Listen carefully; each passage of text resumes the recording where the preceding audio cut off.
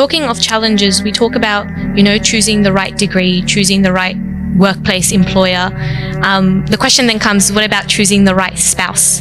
And a question that arises, or that's arising in the modern day, is it okay for a girl to look for the one herself? Okay, let's take it one by one. Alhamdulillah, the beauty of Islam? Wallahi, Islam didn't leave anything without addressing it. What did the Rasul ﷺ taught me as a woman, let's say as a mother, let's say as a grandmother, let's say as a daughter, in relation to marriage and as parents, right? So for me as a woman, or what did he said? He said, إِذَا جَاءَكُم مَّن تَرْضُونَ دِينَهُ وَخُلُقَهُ. If a man propose that you are pleased with two things, dina, religion, and khuluqah, his manners, فَزَوِّجُوهُ. The order is say yes. These two. If I put these as a priority, meaning if these are not there, the answer is no right away. If these are there, then you come to the less ones, which is basically compatibility, which that's fine.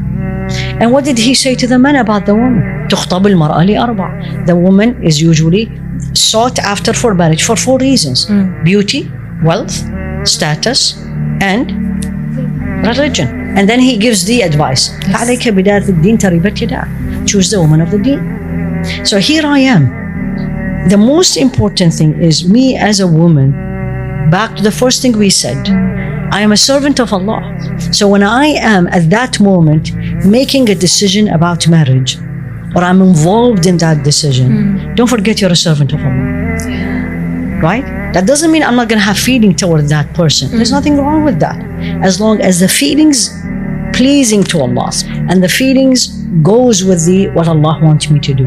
So if I go like that and put the boundaries, or put the outline that the Rasul ﷺ said it, then absolutely fine. Looking for it alone, we have to be very careful. We always, the beauty of Islam is, I call it a deen of prevention. It's not a deen of treatment. Treatment comes later, and treatment comes sometimes when people say, wow, this is tough. Well, if you know what was before it, then you will say the tough. For example, and I always bring it, mother and a child, right? The mother said to the child, don't get close to the stove, okay? And she put all the boundaries, including a gate, including put the stop, like to turn off the stop, on the stop is very difficult. All these are put, right? And she kept telling him, if you put, your hand will get burned. If he did not follow all this and the hand get burned at the end, is that cruel? She did her job. So here you go. So for example, Islam said the punishment of stealing is cutting the hand. Wow. Right? This day and age.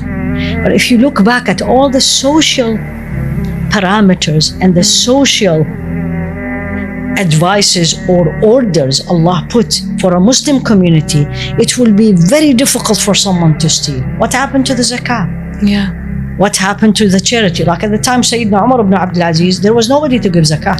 So of course nobody will steal. So now come back to your question. Can I go and look for a spouse alone? What Islamic education you have? What is your control over your own emotions? Remember, emotions plays. So, am I doing it Allah pleasing way? Meaning, I'm involving other people in this. Especially if you're very young, involve your parents, involve your siblings. Because what? This will keep me on track. Because once emotions get involved, unless you're really wise, it's very difficult to go against it. I mean, we are human. We're all human. But by the way, this is both gender. It's not only a woman. This is even a man. Right. So here I am, looking for a spouse. What is wrong with that? I'm Sayyidah Khadija sent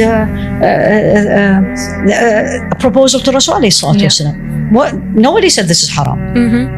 But what was the parameters. Yeah. How did it go? How did she come to know him? So yes, you can look, and people always ask about also, the marriage app and all these things. Can I have my friends?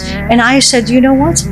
As long as it is following the halal 100% parameters of Allah, then this will be like a friend introduce you to a friend. But you really have to be very careful, and especially the online ones, involve someone else with you, because that someone else will see things maybe you don't see it, and then you will be protected.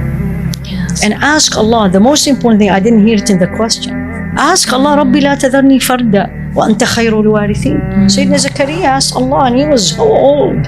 How many years he didn't have child? And he turned to Allah, right? Immediately. فَاسْتَجَبْنَا لَهُ. And he responded to it. And the dua of Musa, Rabbi inni lima anzalta ilayya من خير فقير. I mean, this about the blessings Allah gives you. But in general, anything you want. And I think we Muslims need to go back to the basic. Anything you want, ask Allah first. You want to get married?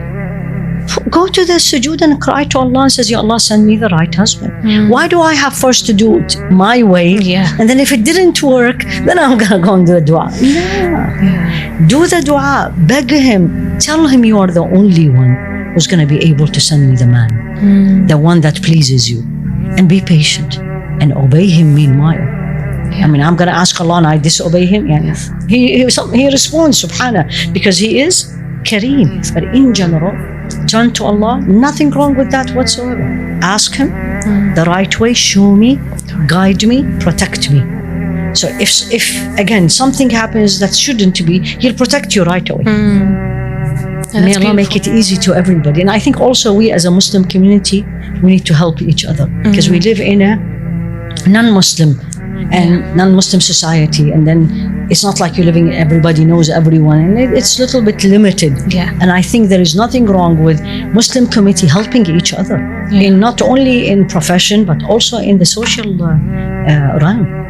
Having a strong community in this sense is really, really important. And people thinking that, you know what, we need to start thinking how we're going to make the marriage for this younger generation easier, Allah pleasing, instead of leaving them go and find. Yeah. Right? We need to also, as alhamdulillah, it's starting, but not on a huge scale yet, but you have like in the community where I was before, there's a couple of families, that's what they do. They arrange for like a gathering, Islamic gathering. They are there, right, for the people to meet each other, and they require Islamic dress, and they, all these Islamic boundaries, and then they can meet. May Allah make it easy. Ameen. Ameen.